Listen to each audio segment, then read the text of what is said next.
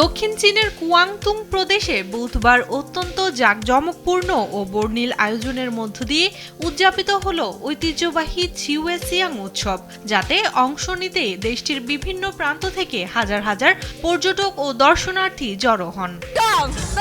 দারুণ লাগছে।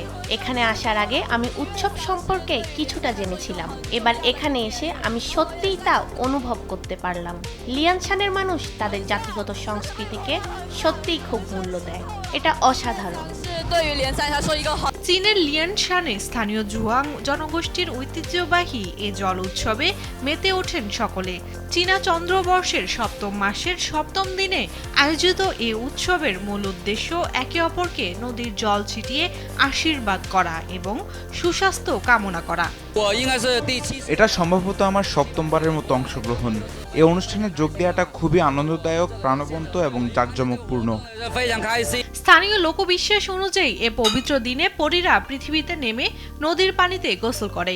এছাড়া ঠিক দুপুরে আকাশগঙ্গার পবিত্র জল স্থানীয় নদী ও ঝর্ণাধারায় মিশে যায়। এ পানিতে গোসল করলে সকল রোগ ব্যাধি দূর হয় ও সৌভাগ্য আসে বলেও কথিত আছে। শুধু জল ছিটানোই নয়, জমকালো সাংস্কৃতিক গালা নাইট, চোখ ধাঁধানো ড্রোন শো, ঐতিহ্যবাহী সিংহ নৃত্য, হরেক রকমের আদিবাসী গান ও নৃত্য পরিবেশন এবং একটি বর্ণিল লোকশিল্প শোভাযাত্রার আয়োজন করা হয়।